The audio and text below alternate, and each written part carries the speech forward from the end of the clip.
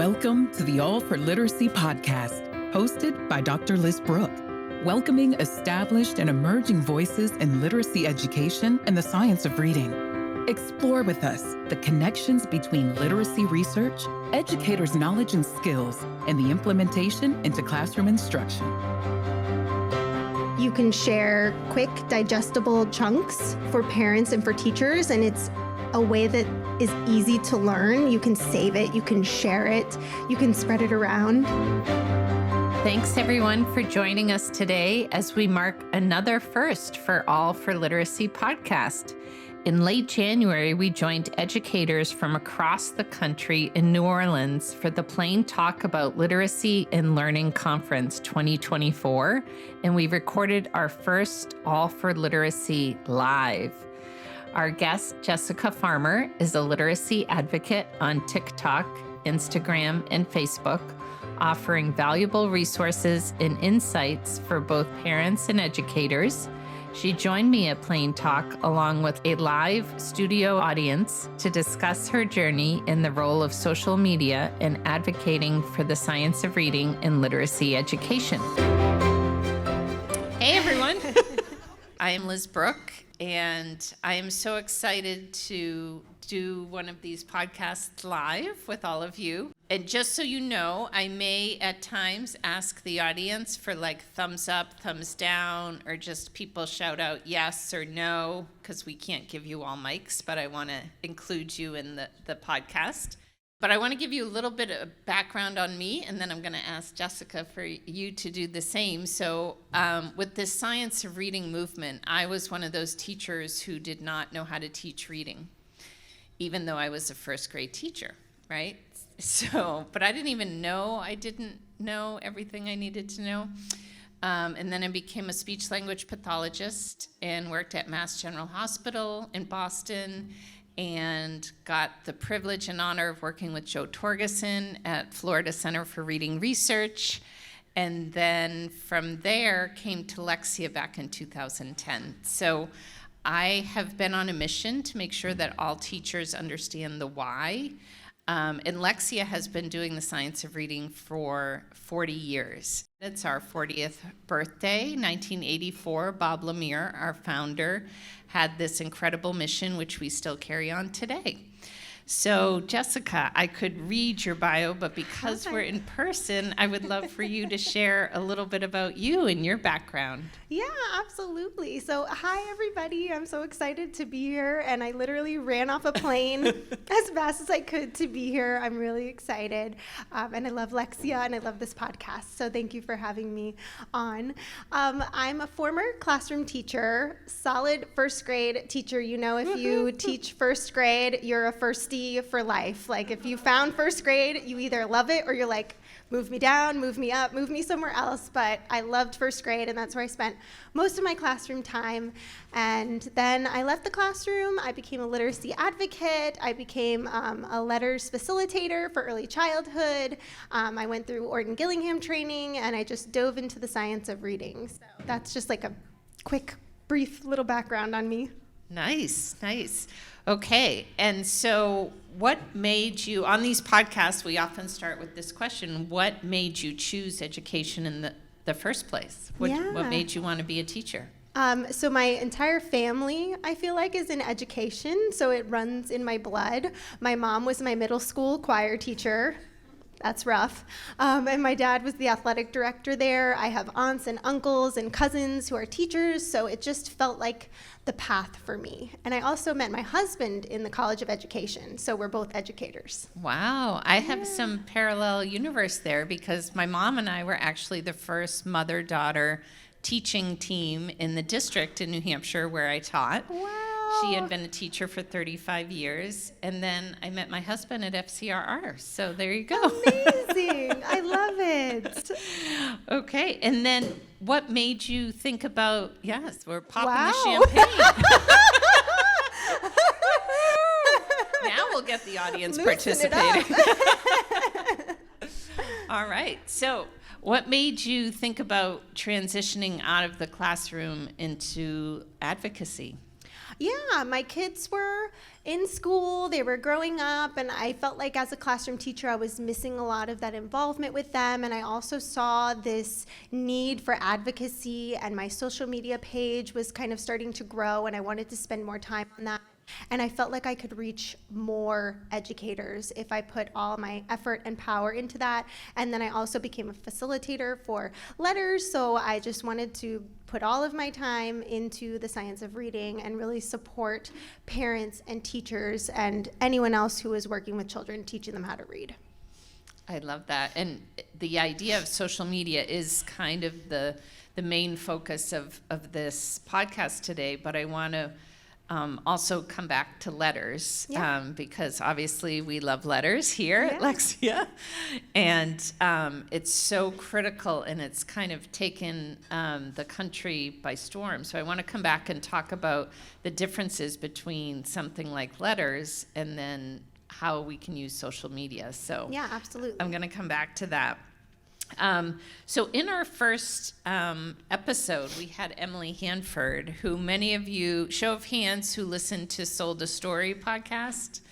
It's transformational. If you haven't listened to it, I highly recommend it. 6 episodes of, what happened, how did we get here? We were sold this story. But she talked a lot about the pandemic being this trigger for people. Parents got to see their kids at home. They became the teachers in many cases. She also talked about how, there was a bigger focus on equity and all of that. Can you talk about the pandemic and how that influenced your work in social media? Yeah, so in March of 2020, we all jumped to start teaching online, which we had really never done before. We were building the plane as it was flying. A lot of us just felt lost. And so I saw parents and teachers having this need for information as we were jumping online. And social media is such a great way to share that. You can share quick, digestible chunks for parents and for teachers, and it's a way that is easy to learn. You can save it, you can share it, you can spread it around. And so I just started creating videos to help my parents who were helping their students at home, because we were only teaching for a couple hours a day online. The rest of the day was just office hours. So parents had to work with their children. And there was also a very popular YouTube video going around. I don't know if anybody saw it. It was called, "Is My Child Learning How to Read? The Purple Challenge." Yes. And so this parent was documenting her child reading leveled readers, and she could read the text perfectly when the picture was there. And then she decided to take the pictures away and pull the words off of the book, and her child couldn't read the words. And that parent just had like an aha moment. My child is using the picture and guessing and just memorizing the pattern of this leveled reader. She's not really reading. And so that video was being, thrown around all over social media. I watched the first and second part of that, and I thought, wow, we really need to share best practices for teaching children how to read as parents are working with their kids at home. Absolutely. Show of hands, how many of you guys saw that video that Jessica's talking about? It is quite a powerful moment when you get so excited as a parent to see your kids reading. I know I don't have my own kids, but my nieces and nephews are like my kids. And the first time they read a book, you get so excited. And then to find out when you pull away those scaffolds, which you hope, of course, at the beginning there's scaffolds. But anyway, so that video was very powerful and digestible. You can share it. What are some of the other characteristics that you feel like social media allows us to do with professional learning that a more traditional program like letters, right? Obviously, there's pros and cons to both, but can you talk a little bit about what drew you to the platform of social media? Yeah, first, it's very accessible. Almost everyone is on social media, and it's free. So that is something that keeps a lot of people from getting professional development, is the cost of it. If their districts have already invested tons of money in these big curriculums and these trainings, they're not going to pay for something else for you to go to. And so it's a way of getting that information very quickly and at an affordable price. Yes. So Yeah. And how do you think about so many parent groups out there, and they're such a strong force for advocacy for their own kids and other kids?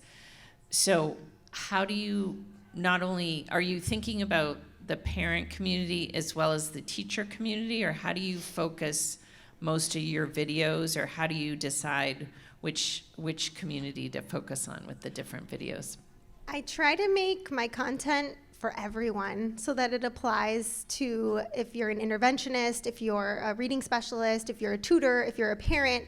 I try to just make it very understandable and relatable, and also to let teachers and to let parents know that, listen, I was once in your shoes. I'm a former balanced literacy teacher. I was trained in guided reading. I had leveled readers. I had Skippy the frog up on my wall. I had Eagle Eye. I had all of that. And so I try to come from a very understanding place, an uplifting place, and I try not to put anyone down for not knowing what they don't know. So. Right. I think that's one of the things, too, when I think about probably how many of you in this room were trained in balanced literacy your whole language, right? A lot of us. And that idea of blame, you know, I thought I was doing the best job. I would stay late. The custodians would be like, Liz, you have to go home. But, you know, so to learn that what you've been doing for all this time, right? And Maya Angelou says, when we know better, we can do better.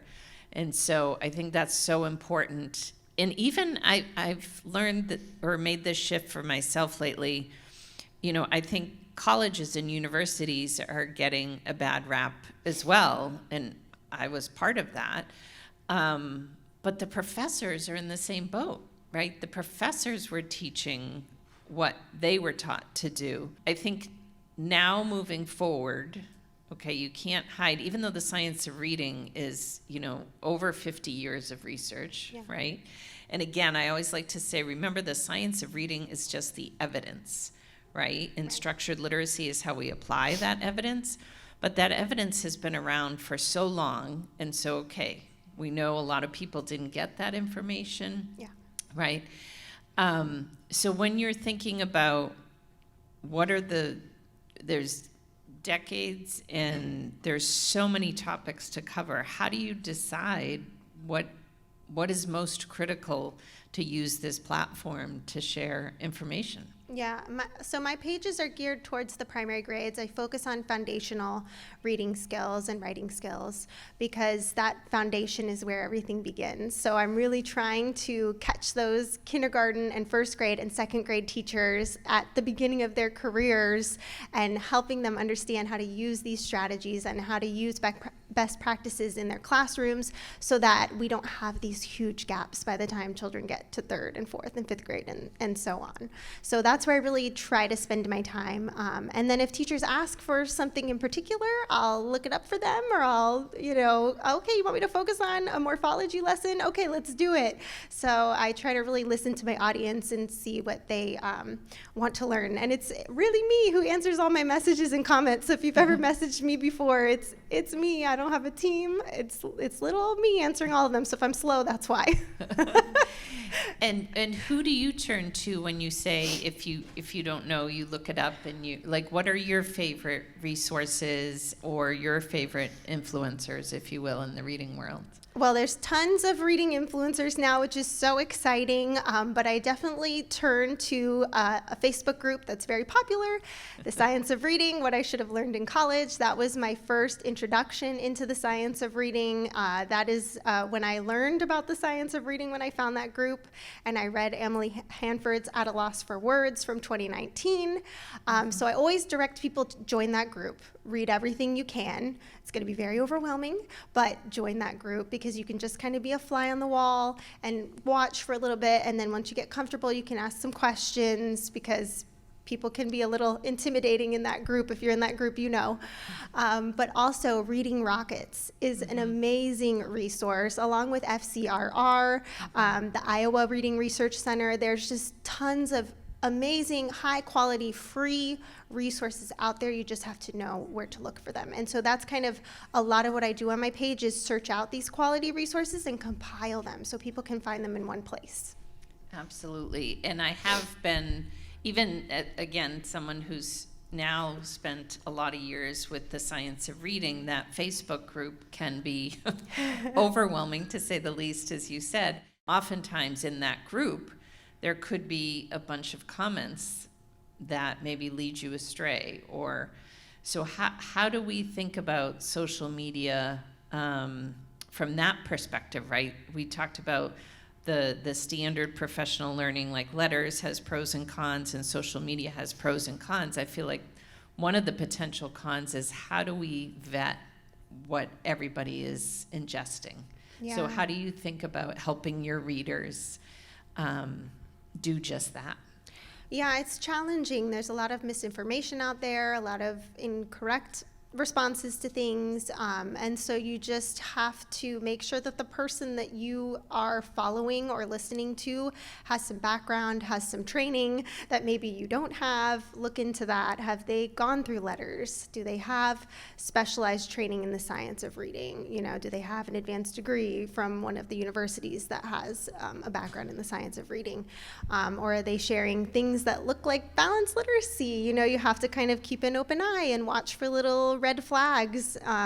So it's challenging. There's not really a good answer for that, because there is a lot of things out there to distract you, and things that look cute and pretty and beautiful on Instagram that will catch your eye. But, you know, you have to ask yourself, is that aligned? I don't really know. So feel free to screenshot something and send it my way if you like something and you're like, I don't know if I should use this or not. And I'll do my best to answer that, or I'll lead you to someone who knows better than I do. Yeah, I think that's a great thing to look at, some of the backgrounds of the people who are running those pages, or again, going to organizations like FCRR, Absolutely. Reading Rockets, right? Hopefully at Lexia we provide some of those resources as well, but starting really with that foundation of what is the science, right? The components. So let's go back to letters. When did you say in your career you became a letters facilitator? And you said early childhood too, right? Yeah. So I facilitate for early childhood. I think it's been 2 years now. So I love early childhood. It was great to go through early childhood while I was teaching first grade, because that foundation is so essential. And, you know, in first grade, there's such varied skill levels. So even though a lot of that information applies to pre-K, it goes up into kindergarten and first grade as well. So it was about 2 years now that I've been a facilitator for Letters for Early Childhood, and that information, it also supported me with teaching my youngest how to read. He was actually in pre-K while I was becoming a facilitator. So I got to see all of that happening live through him. Your bridge to practice, right? Yes, exactly. My own child. So it was really applicable in that moment. So I always could use him as an example. Yes, and I really want to highlight, and I think, I know Dr. Lucy Hart Paulson will be here, the main author of Letters EC. And I'm going to put on my speech language pathologist hat right now, because one of the things that I want to try to champion too, you know, it's, as you said, word recognition and phonics, those foundational skills are getting a lot of attention in the press, which is great. But there is a misconception that it's just phonics, right? And we know that oral language is the foundation for later reading ability. And so with letters, whether it's EC or elementary or admin, teaching about both sides of the simple view or both parts of the rope, right? I think that is really critical. And when you thought about that experience going through letters and becoming a facilitator, how do you think we can best, you know, a lot of teachers are going through that, whether through their districts or state legislation.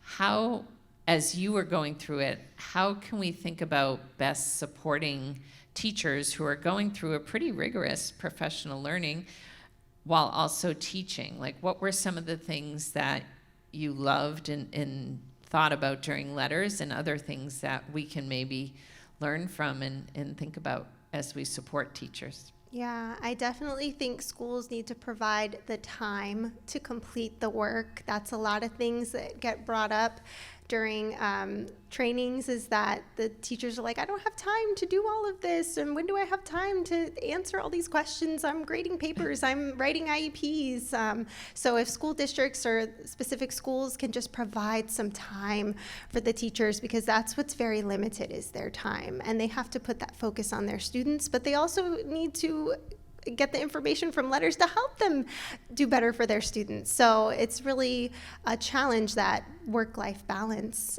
So that's probably the biggest thing that I hear from teachers, is just the time. I need more time. And I agree that more time, but also that you mentioned about your own child as you were going through. Can you talk a little bit about that idea of bridge to practice, and how do you weave those concepts into your social media platform? Yeah, so my son was a toddler during the pandemic, and so part of the information I was sharing were activities that I was doing with him at home. And so, I took a video, I remember way back when I first started my page, of going for a walk with him and counting syllables of things that we saw on our walk. And he was 2.5 maybe, and we would walk and I'd say, that's a mailbox. Can you count the syllables in mailbox? And he'd go, mailbox.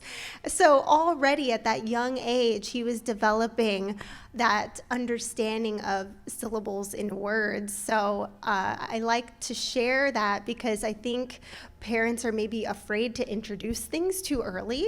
And that's what I like about letters, is that it explains that it's not about introducing advanced concepts early. It's about building a foundation, that developmentally appropriate practice, and knowing what's developmentally appropriate for a child at that particular age. So I was able to apply that with my own child, which is really exciting.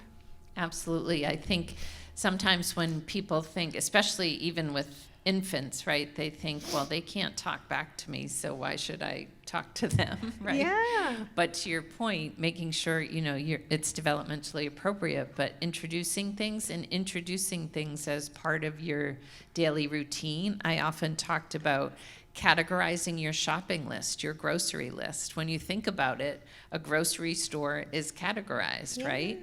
And what do you think about when you think about main idea and details? What are you doing to the information in the story? You're categorizing it, right? So when I was at Mass General, we had this whole course called Thinking in Categories. Like, it's just, to your point, you're going on a walk, so let's infuse some language, some thinking, some connections to those foundational skills. So that's great. Yeah. And when we think about, again, letters, and sorry, you were still in the classroom when you were? When I first started going through letters, I was in the classroom. And so how did you see that immediate impact, or did you feel like you had to wait? Because I think that's the other thing people think about.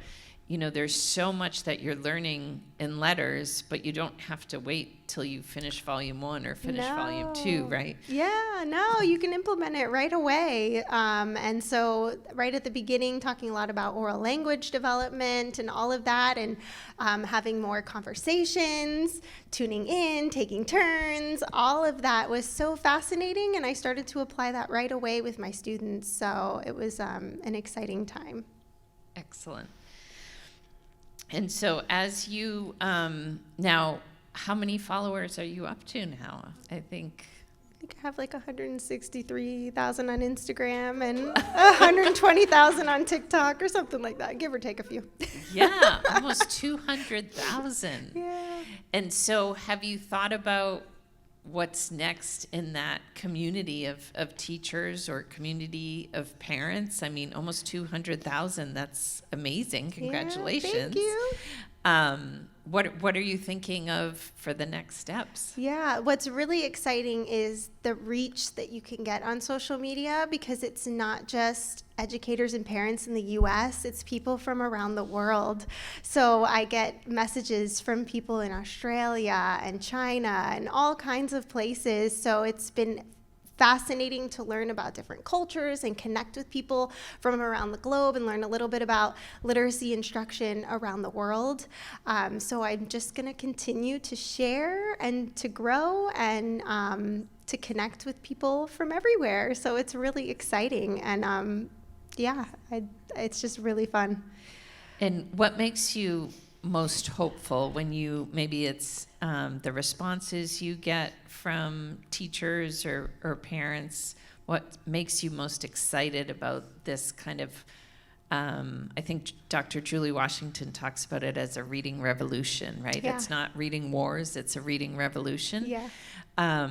So we feel like we're on this tipping point, right? From balanced literacy and whole language. And, we feel like we've gone back and forth a little bit, but it feels like this is a true tipping point. But what gets you most excited about the future? Yeah, I can definitely feel that coming. It's really exciting, but the amount of messages I get every day from parents and educators that are just so excited to try new activities, implement new strategies, learn new routines. It's thrilling, and also there's so many reading pages now that have appeared, and more appear every day, which makes me so excited for the future because more and more educators are starting to share about it. And so to make change, we have to make noise, and so we're making a lot of noise. Yeah, woo! Yeah. So we have to keep shouting and yelling and telling everybody that we can, and social media is a great way to do that. And what's funny is I'm kind of a shy person in person. You wouldn't think that when you look at my page, but I don't know you're watching me when I'm recording that. So social media is great for everyone, even people who maybe aren't comfortable coming to a big conference like this. They can learn from the comfort of their home. So absolutely. And I say, some of my friends or family, when I tell them about the NAEP scores, they're like, what? And I think sold a story. I think, it was downloaded 8 million times or something. I think I joked that I was responsible for 1 million of those because I shared it with everybody. But when you said about make noise, I feel like those scores should be on the nightly news every single night. I can't believe that more people in this country are not up in arms that 2/3 of our kids in this country cannot read proficiently. Yeah. So it's amazing, but that idea of making noise and building community, absolutely. And I do feel like there is this momentum. And so as one last question we like to ask too is, for all those, whether it's first grade teachers out there, again, I hear you. I was first grade, and you're a first grade teacher for life. What's some actionable advice that you could give to those teachers? I always like to say, whether it's more formal, like letters or Aspire, or social media, what is something I can do differently on Monday morning? Yeah, I think taking small, manageable steps is important because you don't want to get yourself overwhelmed. I always recommend for anybody who's like, I really want to start with some training, but I'm not sure where to begin. I tell them to go to the free Reading Rockets 101 course and start taking those modules. It's a really great introduction and not so overwhelming, self-paced, so you can just do that on your own time. And from there, find podcasts like this. There are so many amazing literacy podcasts out there, and then think about more formal training when you get a little bit under your belt. I love that idea of it's really that 1-2 punch, right? So getting comfortable finding from reputable sites. Yes. I think that's how we have to best help, again, whether Reading Rockets, the Reading League, FCRR, yes. Lexia, those types of things. But then take the more formal, dive in deeper, dig into the language. I think that's a really great suggestion for folks. And podcasts, I mean, who knew? I didn't know about podcasts until I had my own. Yeah. So it is great. Now I listen to all these podcasts, and it is, to your point, you're on a walk, you're listening, it's self-paced, you can do it when you have time in your day. Yeah. So thank you so much. And I just want to make sure that our listeners, so Farmer Loves Phonics is, and this is where I am not social media savvy. So is that a handle, or is that your... It can be a handle, or it depends on the platform. Handle, username, all of that. So Okay. I'm Farmer Loves Phonics on everything. So you can just look for me that way. You can Google me. Okay, so Farmer Loves Phonics. I love it. Thank you so much, Jessica, for being here with us. Thank you for and having helping me. us celebrate 40 years Yay. of Science of Reading with Lexia. And thanks to our live studio audience. Yay! Thank you! And if you're open to it, maybe we could do one or two Phil Donahue style questions. If anybody had a question, you can either come up here and join us on the couch. Well, I just wondered about TikTok. I feel like the younger generation, especially I have older kids that are, 26 to 30 or whatever, and I feel like TikTok is that. I just wondered your role on there and what you think this should play, because I even think about Lexia with all of our users that use Core 5, Power Up, and Lexia English, besides our letters trainers. How can we incorporate or build them in with that? Yeah, TikTok is definitely where the younger generation is. It's a different vibe than all of the other social media platforms, so you have to kind of get into the trends and see how you can apply that to literacy, and it's a lot of fun. There's no other place you can learn about word chains with the best music, so TikTok is a place for a lot of growth, a lot of reach, and so it's an exciting place. So it's definitely somewhere that you should share and reach that younger generation, because that's what they're very fluent with, is understanding TikTok and how it works. So if you can get in on TikTok and start growing your page, then you're golden. Oh, awesome. Thank you. You're welcome. Thanks. Anybody else have a question? The question was, what's been one of your most memorable experiences engaging with your audience? Like, wow, I'm connecting, I'm making the difference.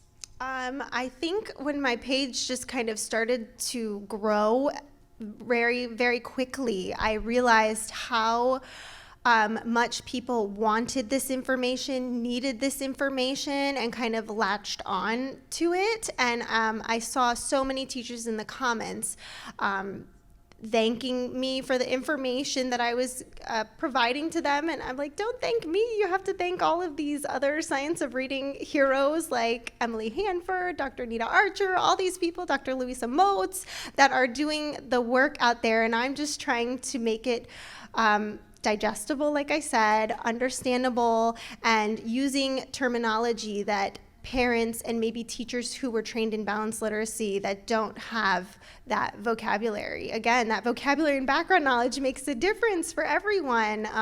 So that's really when I started to think, wow, maybe this could be something. It turned into something I never thought it would.